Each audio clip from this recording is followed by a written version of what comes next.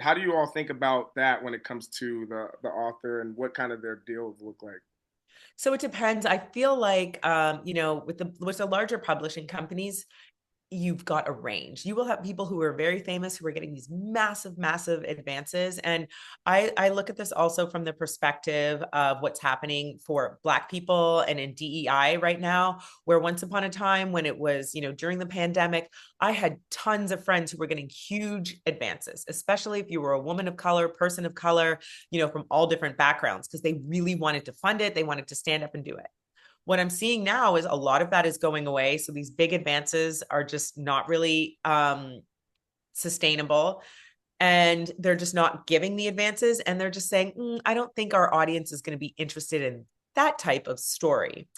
The second part with the big advance problem is oftentimes they would give these authors, especially authors of color, big advances, and they were unable to earn out their advances. And if you are listening to this and you're not sure what that means, and an advance is basically like we're going to write a book together. I'm a big, even me, we give advances to our authors as well.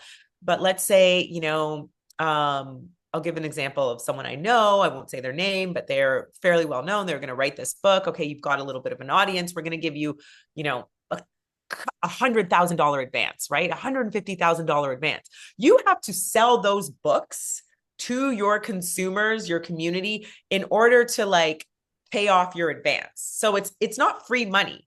You've basically given this advance and you got to get out there and slang books like, hand-to-hand combat, like selling CDs out of the back of a trunk.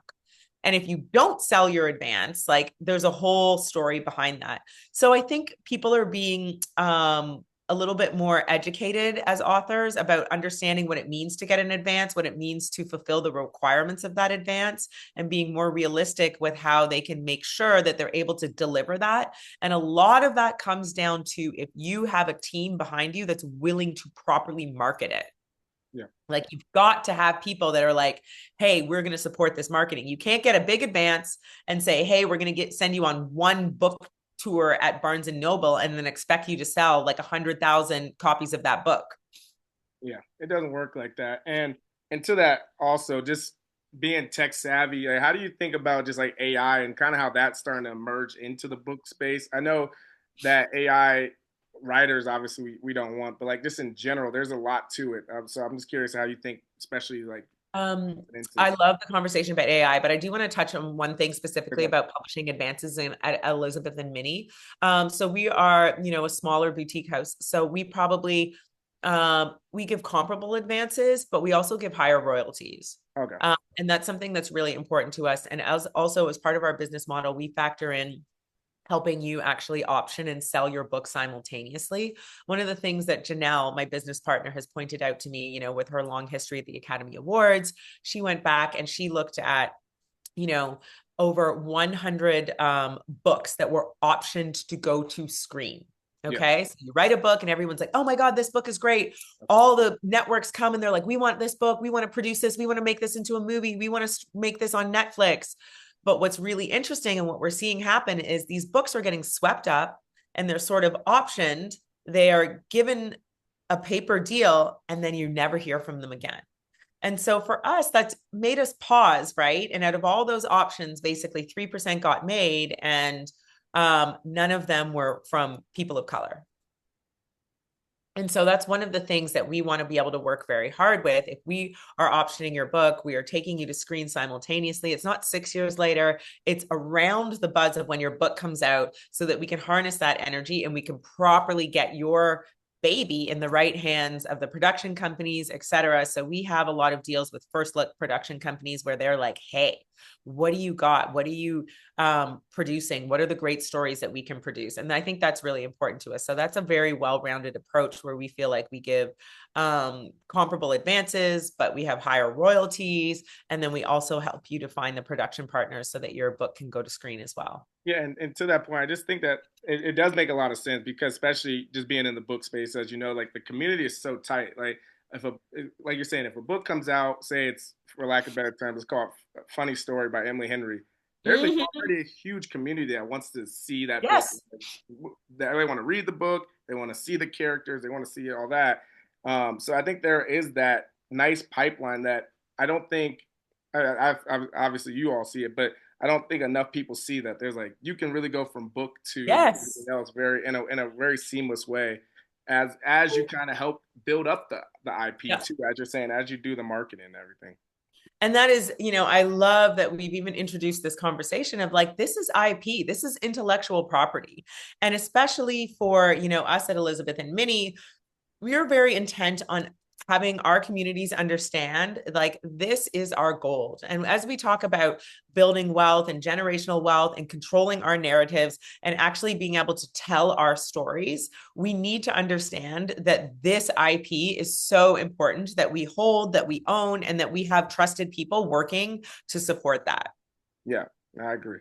Let's talk about AI and Yeah, I technology. did want to talk about that because I think, like I said, as I mentioned, you don't want AI writers like just like because that doesn't seem like something that maybe I don't know, maybe I have no clue what. I mean, this is a great conversation, and I I have really it a don't lot, know. Kyle, because Yeah, I think it's really fascinating. And I've worked in technology. I've been in tech for, over 10 years. I've learned so much in that. And I've watched AI sort of be ushered in. I'm sure if anyone out here has used ChatGPT, they do use it or they don't use it. It's an incredible tool. yeah. AI as itself is an incredible, incredible tool. And, if I was, consulting with my founders or whatever, I would tell you whatever business you are building right now, you have to build it with also the mindset of what that business looks in 5 years. So as I sit here and I'm building this publishing company and books are in this legacy industry, I'm like, what will this look like in 5 years? And as much as I hold our creatives and our creative content creators, at a very special place, I realize that AI is coming and it's coming for this industry as well. So I agree with you. I don't think that we are at the place, and it doesn't, in our company, we don't want to use AI to write books and stories. We do not. But I think there's places for it. Like I'd be lying if I didn't say I use AI to write an Instagram caption for me. And so there's things that we're exploring. Maybe, for example, as we get inundated with submissions, is there a way that we have maybe AI that can also comb through those submissions?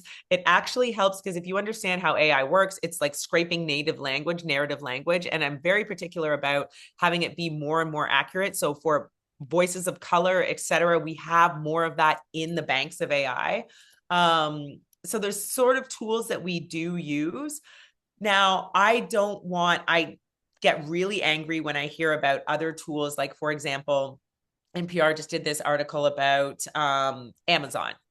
And so Amazon is using AI, for example, and don't quote me on this, but it's taking their top books, throwing it into AI and saying, hey, this book is selling really well.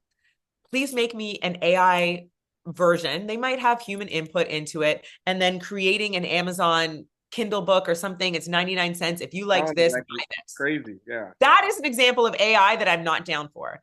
And I hope Amazon is not your sponsor. I'm not saying it's bad. People like those books, but I'm saying that is probably not how we want to see AI used in literary works in with creatives. But I think there's lots of different ways that it's going to help the publishing industry for sure. If we can streamline how we can get more manuscripts, how we can maybe edit faster, and the more we use the tool, the better it will become. So I'm sort of on the fence on whether it's great or good or whatever, but I will say I think more will be revealed.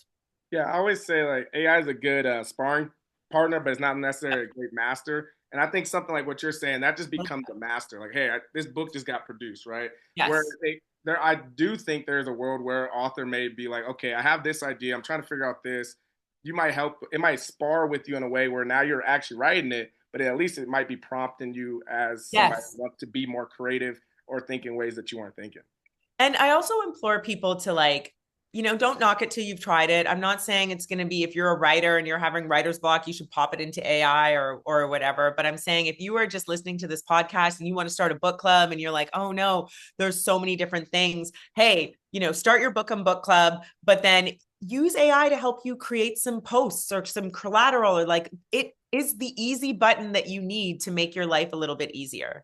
If you enjoyed that clip, make sure you head over to www.bookupapp.com to download our app so you can connect with your favorite bookish content creators, start conversations, and start your own book club.